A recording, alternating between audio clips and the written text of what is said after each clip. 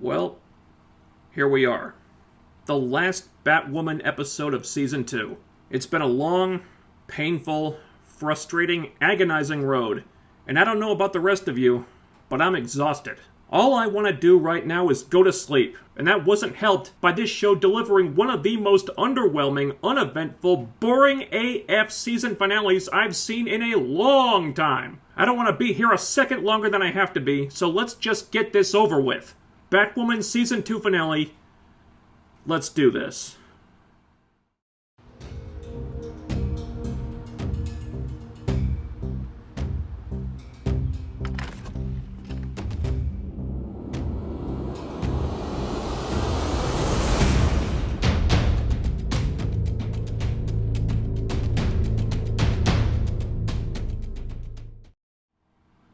The episode begins with Black Mask attempting an insurrection of the government. You know, because Trump did that, which means it's what evil people do. Sure, Trump hasn't been the president anymore and going on 7 months now, but I'm sure this'll still be super relevant, right? So Black Mask has commandeered some old news studio and broadcasts his message to all of Gotham. The city is broken, all the institutions are corrupt, so I left a bunch of black masks all over town and I want everybody to grab a mask and start wrecking shop. Because people will totally do that if an infamous crime boss goes on TV and tells them to.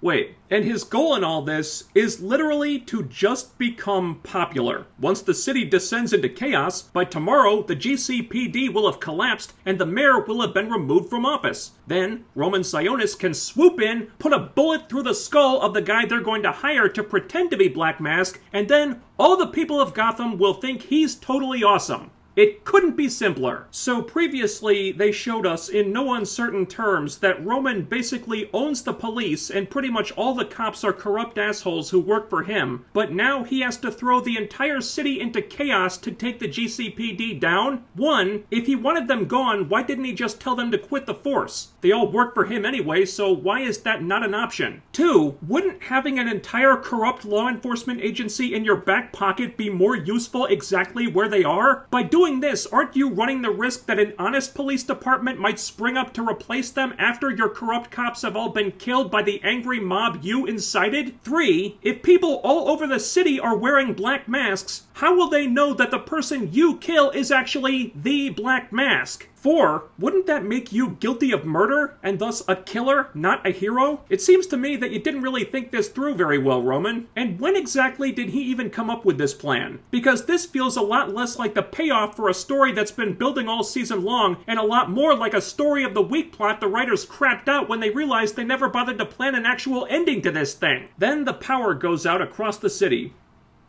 It doesn't really amount to much and plays little to no factor in the story here, but it happens. In the Batcave, Ryan's writing a letter to Gotham City. Another plot point that'll lead to absolutely nothing. Gotham's always needed a hero, but at this moment, maybe that's not me. The words are right, but as usual, the context is kinda messed up. Up in Bruce's office, Mary is helping by making a to-do list. Find Circe, get Kate back, defeat Black Mask, stop angry people from overthrowing the government. You know, things Team Batwoman would never think of if they didn't put them in list form. Good contribution, Mary. Ryan points out that even if they do get Kate back, there's still the matter of undoing her brainwashing, which they don't know how to do and have utterly failed at so far. And since they have literally zero plans for how to do that, Mary heads off to the illegal underground abortion clinic and waits for the answer to all their problems to fall in her lap.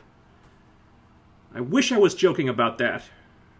I really do. Luke has been studying the video of Black Mask on his iPad for a while, but since he's a man, he hasn't been able to figure out where the bad guys are broadcasting from. Then, because Ryan's a woman, she takes one look at the video and instantly she's like, dude, you can see the reflection of the studio logo in his mask. What are you, f***ing blind? Over at the studio, because he didn't clear out of there once he finished broadcasting because he's an idiot, Black Mask makes use of all the super cool bad guy stuff New Kate stole from the Batcave last week and injects Tavarov with Bane's venom. And he's combining the venom with an aerosol version of Snakebite because he thinks his designer hallucinogen will counteract the roid rage. It doesn't, but he thinks it will.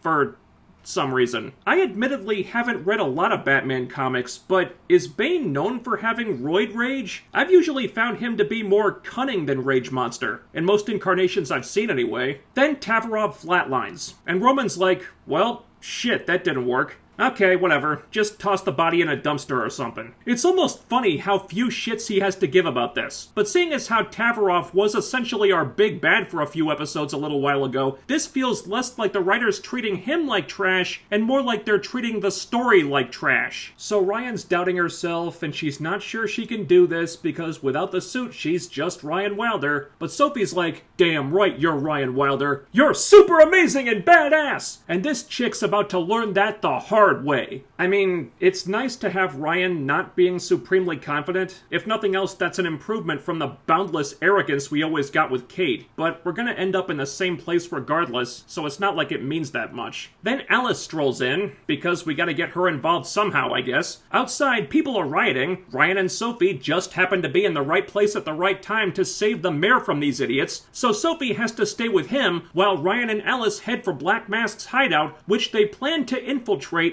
wearing black masks. Back in the Batcave, Luke is rooting around in the workshop, stumbles upon some pictures of a black Batman that he drew when he was a kid, and then he finds the Batwing suit. Just like that. No build-up, no setting the stage. It was literally that easy. I'm not a huge fan of Arrow's Season 3 or anything, but remember how they took their time with Ray Palmer working on his super suit, perfecting it, testing it before he actually became the Atom? For all that season's faults, at least they were trying to tell a story there. Or how about in Season 2, when there was this big long arc with Roy Harper training, getting his head straight, learning how to use a bow and arrow, so when he finally became a crime fighter in the finale, it felt really earned, because Roy had been on a journey to organically get to that point. Here, with no build-up at all, Luke just finds the suit and boom, done. If you thought there'd be more to it than that, you don't know Batwoman. Cut to the illegal underground abortion clinic where Tavarov is brought in, and somehow he's not dead anymore despite him flatlining a few scenes ago. The writers are literally retconning death now. I think they do this shit just to mess with me at this point. And so, without examining Tavarov or running a single test of any kind, Mary instantly deduces that the snakebite being in aerosol form now makes you high without the risk of ODing, so the memories it triggers will last forever, and that's how they can fix Kate's brainwashing. Really? It's that easy, huh? That's the solution you've been looking for? You don't want to run some tests to make sure that the snakebite aerosol wasn't a contributing factor to Tavarov almost dying? You don't want to make sure this new form of a highly addictive and dangerous hallucinogen is safe before you take it off the body lying on the stretcher and give it to Kate? Thank God this show is stupid. Cut to the Batmobile. Because when new Kate was raiding the Batcave and stealing all their weapons, she didn't think to take the Batmobile. Since Ocean was killed, Alice is feeling a little guilty about the part she played in Ryan's mom's death, because now Alice understands what it's like to have the one person who cared about her ripped from her life. The one person who cared about her? I guess her father doesn't count. And weird that she didn't have this revelation when Mouse died. I guess because she killed Mouse, that didn't count either. She even apologizes to Ryan too, which means mass murderer Alice officially has more humility than Kate ever did. Ryan's not having it though, and she says Alice doesn't deserve her forgiveness. Why? Says Alice. Because you're the hero and I'm the villain? You're not a hero, Ryan. That's why I'm here. That's why you're so desperate to get Kate back. Because your city is falling apart and you can't save it. What kind of hero kills the first person they ever met? Your biological mother died in childbirth, right? As awkward segues go, that one's up there. Yeah, so at some point off screen, Alice did tons of research on Ryan, and now she's all, you killed your mom when you were born. You suck. Burn? So Ryan says they're gonna find Kate and then she's gonna do everything in her power to put Alice behind bars. Whatever. Cut to Mary telling Luke over a walkie-talkie about her super awesome idea to undo Kate's brainwashing by getting her high on drugs. Luke thinks that's a brilliant idea. Of course he does. Then, back in the clinic, Tavarov wakes up and goes nuts. Turns out that losing the roid rage plan didn't really work out. Cut to the studio, where Ryan and Alice walk in and immediately take their masks off. So why even have them say they were going to wear them in the first place? I don't know. Suddenly, as if she read the script and knew they were going to be arriving at this exact moment, New Kate attacks them in her modified batsuit. The fight is short, half-assed, and boring. They're not even trying to make this exciting. Black Mask starts shooting at them from the second floor, so Ryan and Alice take cover. Alice says she'll distract him while Ryan goes after New Kate. Then, Ryan goes after New Kate while Alice does not distract Black Mask, so Ryan has to dodge bullets on her way out the door.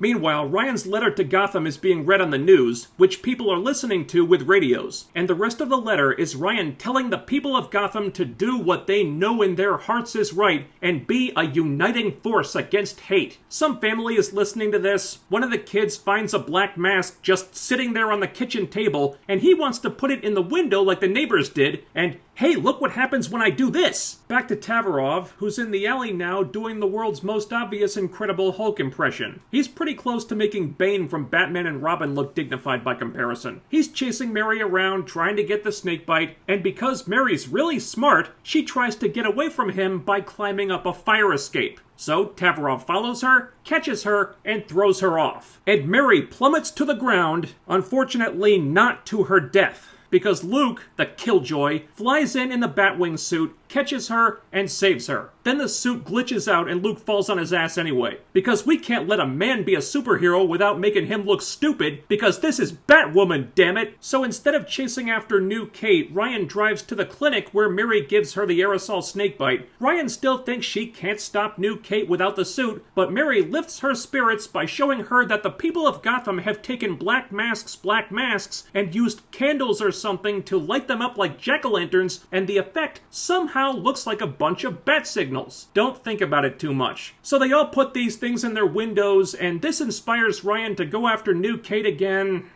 Who cares? And then it's time for the moment they've been building up to for weeks. Luke versus Tavarov. Batwing versus discount Bane cosplayer. Now, since this is the guy who nearly killed Luke, and it's also Luke's debut as a bona fide superhero that actual fans have been waiting for 2 seasons, you'd think they'd want to devote some time and attention to this. Make it a really awesome, exciting, nail-biter of a fight, so we can see how truly dangerous Tavarov is now that he has Bane-like strength, and so Luke can show off Batwing's gadgets and weapons and what his fighting style is going to be with this armored suit. You know, really make this a big, cathartic moment that's the culmination of Luke's journey to becoming a hero in his own right. Instead, Luke punches Tavarov one time, Tavarov drops like a rock, fight over. The entire scene lasted about 10 seconds. Lame. Over at the studio, Black Mask tells Alice that she failed as a villain because you can't be bad and have feelings. That sends a confusing message.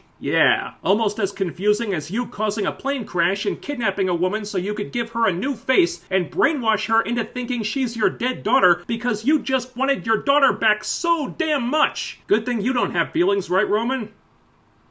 So Roman takes his mask off because the script says he has to. Then Alice grabs the Joker's boutonniere, sprays acid in Roman's face, then sticks the mask back on, and now the mask is permanently attached to Roman's face.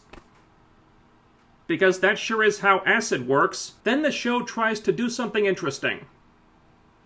It goes poorly. It's a car chase. Ryan's in the Batmobile chasing New Kate on the Batcycle. New Kate releases some things to take out the Batmobile's tires. Ryan swerves around them. She shoots New Kate with rubber bullets because Bruce, a man who hates guns with a passion, has guns on the Batmobile. The bullets all miss. New Kate shoots missiles out of the Batcycle. You'd think some of this stuff should be cool. It sounds cool on paper, but in execution, it's just laughably stupid. Ryan finally stops her with the grapple cable. They have another really lame, really half-assed, really underwhelming fight on a bridge. Alice shows up. How'd she know where they were? Beats the hell out of me. She grabs the aerosol snakebite that Ryan dropped, sprays New Kate with it, she gets a whiff of it too, and then they both fall off the bridge. Oh no, it's just like when they were kids. It's happening all over again, and now they might drown.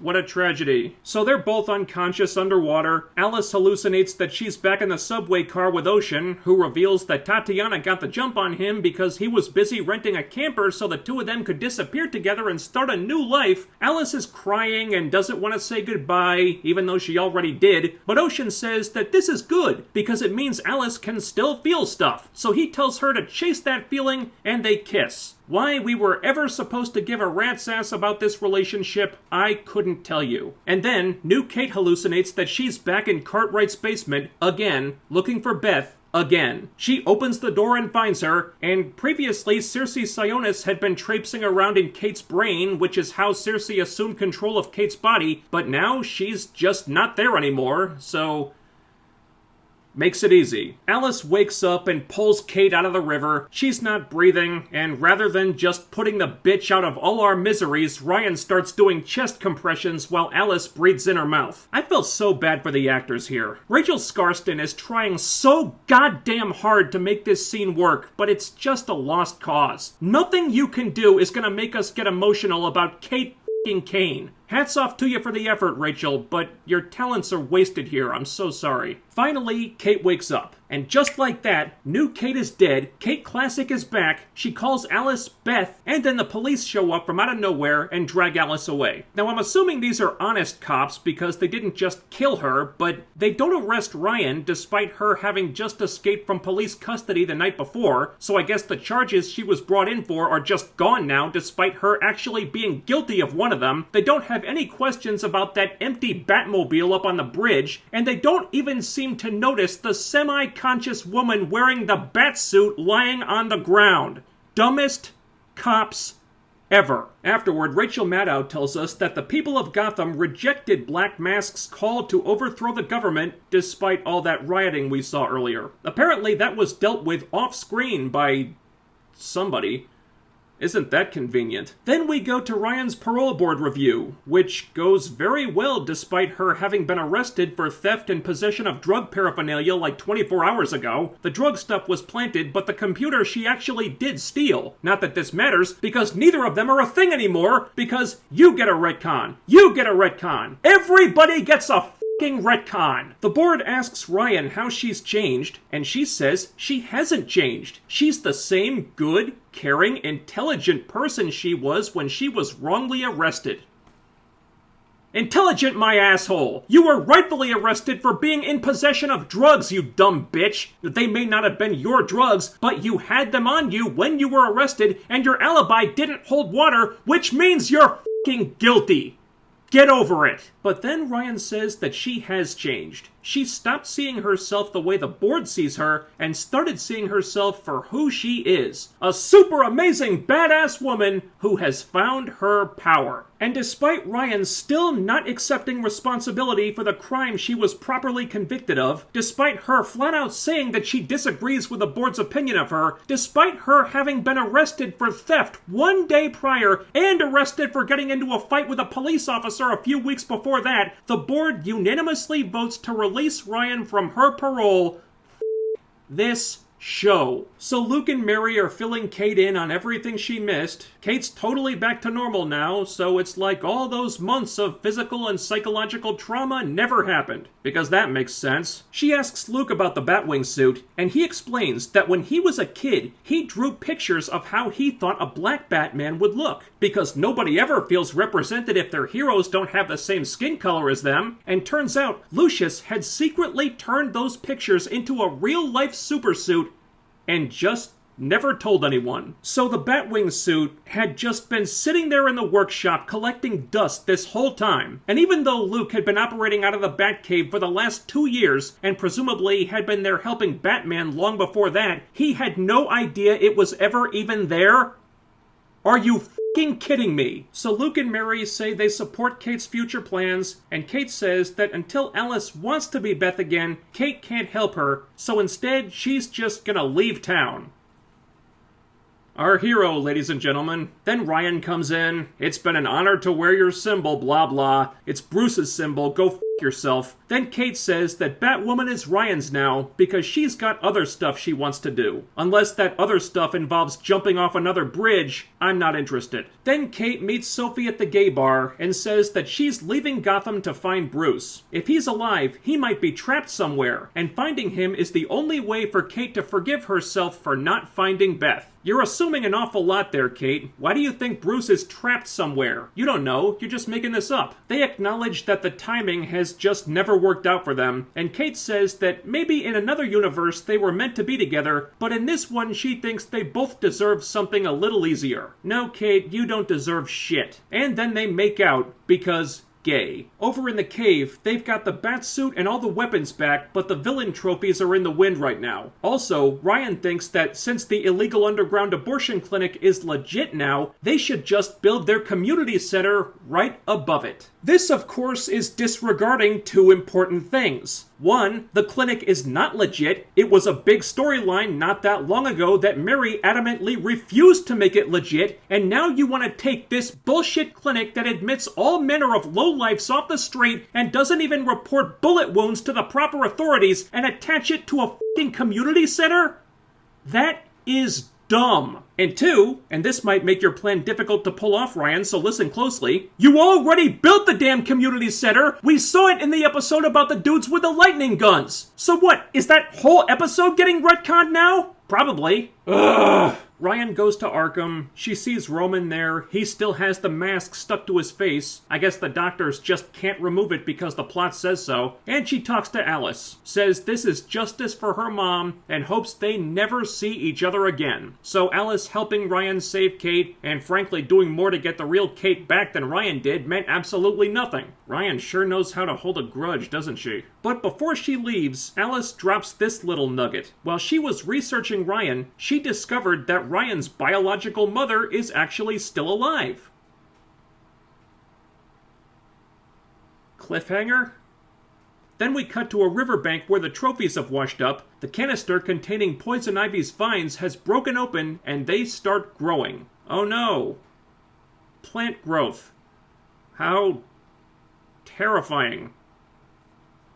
And believe it or not, that's where the episode, and the season, ends. If you thought they might end on something a little more interesting than that, or interesting period for that matter, well, that's your fault. Frankly, I expected nothing else. I only hope that in Season 3 they don't disgrace another great Batman villain by putting Poison Ivy on this show and butchering her all to hell like they did with Hush, Black Mask, and so on. I guess I can't say I'm surprised by this finale. Saying Season 2 ended with a sputter or a whimper wouldn't be accurate, because sputter or whimper implies that the season was alive at some point. So, needless to say, this sucked. Jacob's only role over these 18 episodes was to get tortured, humiliated, and shit on all year every time he tried to do what he thought was right, and it ends with him rotting in prison with barely a mention and Dougray Scott leaving the show. So they knew he was leaving, and they couldn't come up with an exit for him that was even a little more engaging than that? Why am I not surprised? To compensate for Kate being gone, Mary became magnitudes more infuriating and self-important to the point of madness, is finally taken to task for her clinic being illegal only for the show to take her side at every turn. Any storylines Luke got all year amounted to f***ing table scraps, and what should have been his big moment when he finally became Batwing felt so rushed and so last minute. I honestly think the writers never had any plans to make that a thing until they started writing these last 2 episodes. Alice's entire story was about her getting redemption without actually earning it and being magically absolved of all her horrible crimes and all the many, many murders she committed because hypnotism made me do it. Sophie kept on sucking at everything like she always does. Was useful a handful of times, but only because the other characters were so goddamn stupid they made her seem competent by comparison, and the closest thing she had to an arc was making peace with Ryan. And speaking of whom, Ryan's awful. Absolutely awful. She's a step up from Kate just because Javicia Leslie is a better actress than Ruby Rose. Low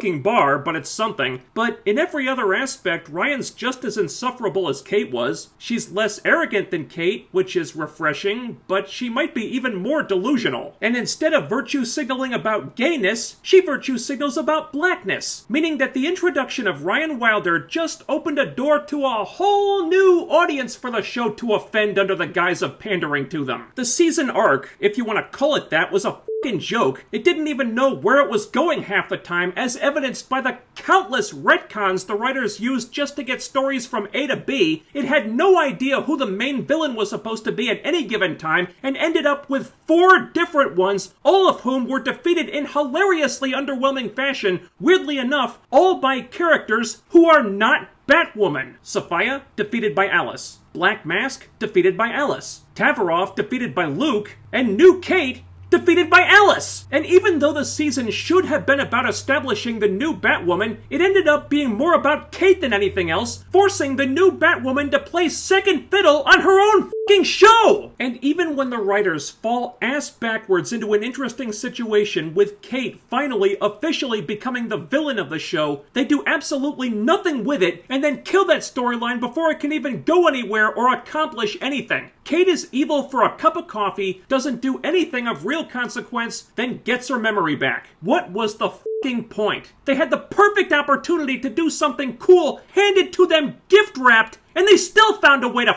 it up. See, if I was writing the show, and since Dougray Scott's leaving anyway, I would have had new Kate kill Jacob, thus installing her as the official ultimate big bad of Season 3. But instead, Jacob's just gonna rot in prison off-screen. Kate's totally fine now, not a psychopath anymore because psychological trauma goes away just like that, and she rides off to find Bruce. The end.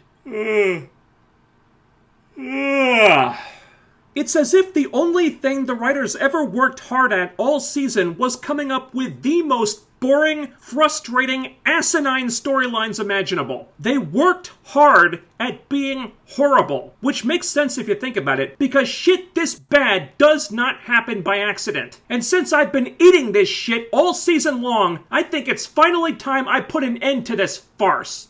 Batwoman, these writers, this entire godforsaken season. And with that, I am relieved to say Season 2 is done. The coffin's in the ground, and it has even fewer people at its funeral than Kate did. That's it. It's all over. I'm finally free. And not a second too soon. Thanks for suffering through this shit with me, everyone. I'm not gonna lie, this was tough. I didn't think I was going to make it to the end for a while there. Leave a comment down below, ding the bell icon, and follow me on social media so you'll always know when I upload new stuff. I also have a live streaming channel now, the links are down there. Thumbs up the video, share, subscribe, make sure you're still subscribed, and I'll be back with something non-Batwoman related very soon. So stay tuned for that, do all the YouTube things, and I'll see you next time.